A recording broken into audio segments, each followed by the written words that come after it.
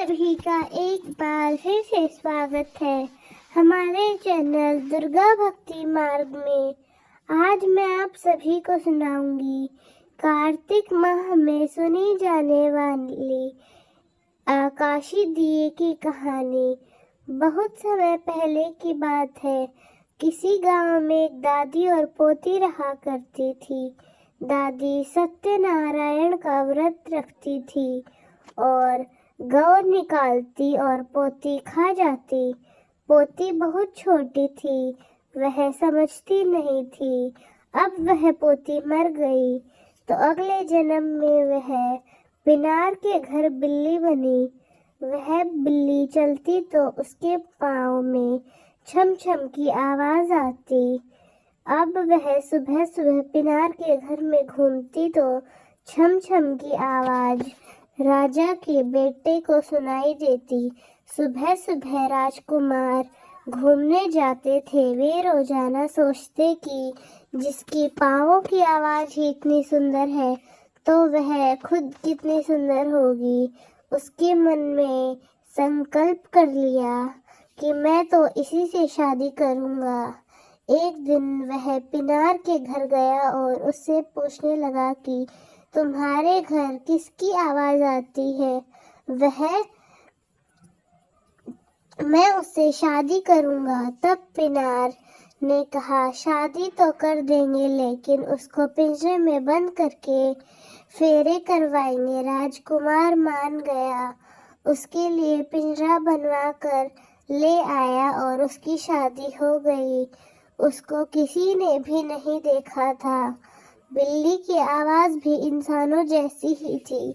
वह बोलती भी थी और सुनती भी थी। राजकुमार के परिवार में से उस बिल्ली को किसी ने भी नहीं देखा था। पिंजरे को राजा के घर लाया गया।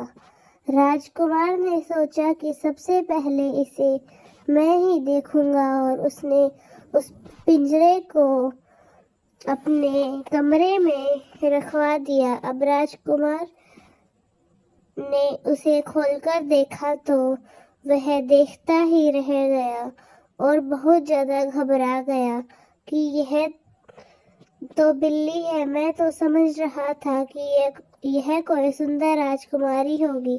तब बिल्ली बोली कि आप चिंता मत कीजिए, मैं आपके घर का सारा काम कर दूंगी।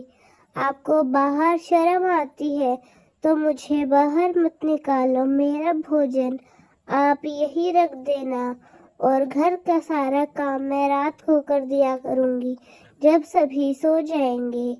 मैं आपको कोई दुख नहीं दूंगी।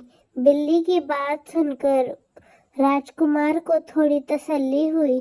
घर में सबने कहा कि देवी देवता पूजे जाएंगे, बहू को बाहर निकालो।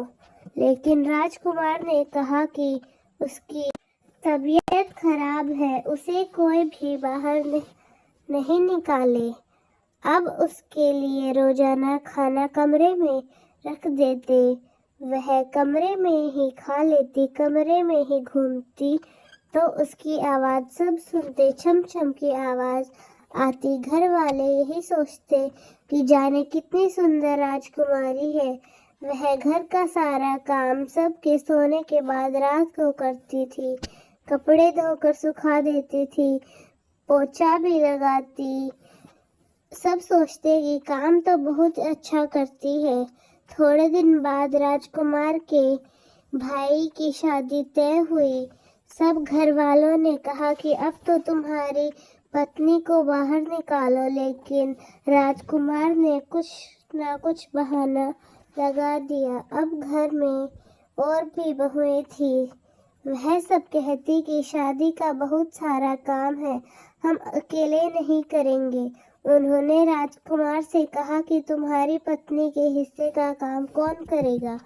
उसकी भाभीियों से ने कहा कि गेहूं साफ करना है, घर में मांडने हैं। राजकुमार ने जाकर बिल्ली को सारी बात बताई। उसने कहा कि मैं रात को सारा काम कर दूंगी। सबके सोने के बाद उसने रात को गेहूं साफ किए और अपने पैरों से सुंदर सुंदर मांड दिए। सब सुबह देखने लगे तो बहुत खुश हुए कि बहुत अच्छा काम किया है। सब कहने लगे इतना सुंदर काम करती है तो खुद भी कितनी सुंदर होगी। फिर राजकुमार चुप रहा। अब छोटे भाई की शादी पे जाने के लिए सब तैयार हुए। राजकुमार ने बिल्ली से कहा कि मैं 2 दिन बारात में जाऊंगा तो तुम खाना पीना खा लेना।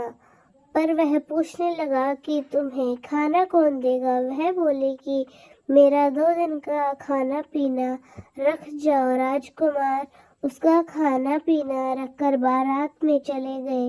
राजकुमार ने एक सरसों के तेल का दीपक भी जला दिया कि रात को अंधेरा नहीं हो। अब रात हुई तो बिल्ली के पाँव में पानी ढुल गया और उसने बहुत तेज प्यास लगी। वह खिड़की से बाहर जा रही थी। खिड़की में तेल का दीपक चल रहा था। उसकी बत्ती नीचे खिसक गई। वह सोचने लगी कि अगर मैं बाहर जाऊंगी तो दीपक बुझ जाएगा और इसकी बत्ती वैसे भी बुझने वाली है। वह बत्ती खिसका के चक्कर में खिड़की में फंस गई। अब आकाश मार्ग से शिवजी और पार्वती जा रहे थे। शिवजी को पार्वती जी ने कहा कि भगवान यह क्या हो रहा है। शिव जी ने कहा कि यह बिल्ली है और प्यासी है, पानी पीने के लिए बाहर निकल रही है तो फंस गई। खिड़की पर दीपक जल रहा है और उसकी रोशनी बंद होने वाली है। यह परेशान हो रही है कि बाहर जाएगी तो दीपक बुझ जाएगा। पार्वती जी ने कहा कि भगवान इसकी परेशानी दूर करो। इसको बोलो कि पंजे से बत्ती आगे खिसका दे। वे तब भगवान उसे पास में आकर बोले तो जैसे ही पंजे से बत्ती खिसका इंसान जैसे पाँव हो गए। वह चकित रह गई। तब उसको भगवान ने कहा कि यह पूरा तेल तुम अपने शरीर पर लगा लो, स्त्री बन जाओगी। उसने पूरा तेल शरीर पर चोपड़ा। वह बहुत सुंदर स्त्री बन गई और भगवान के चरणों में गिर गई। भगवान ने कहा कि तुम सब सुख प्राप्त करो। बिल्ली ने कहा कि अब मैं अंदर कैसे जाऊं। तो भगवान ने कहा तुम खिड़की में से अंदर बिल्ली बन के चली जाना। भगवान आशीर्वाद देकर चले गए। वह बहुत सुंदर राजकुमारी बनके पलंग पर बैठ गई। अब दूसरे दिन राजकुमार आया तो उसने देखा। वह डर गया कि यह सुंदर लड़की कौन है। उसने पूछा तो बिल्ली की सारी बात उसने अपने पति को बता दी। आकाशी दिए का था। वह पिछले जन्म में हमेशा कार्तिक में आकाशी दिया जलाती और इस जन्म में राजकुमार छत पे दिया जलाते थे।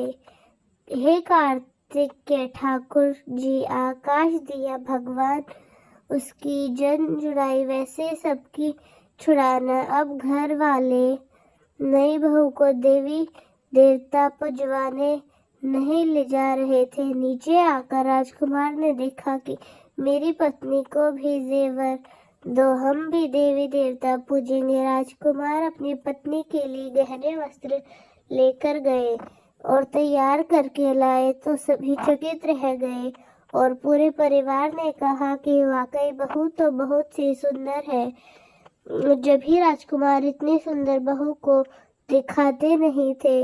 बहू छमछम करती चल रही थी। हे भगवान, जैसे उसके पाप नष्ट करें वैसे सबके करना। न सुनने हे हुकारा भरने से सारे परिवार के विनायक जी की कहानी सुनना। दोस्तों, कैसी लगी आपको हमारी आज की कहानी? कमेंट्स में ज़रूर बताएं। धन्यवाद।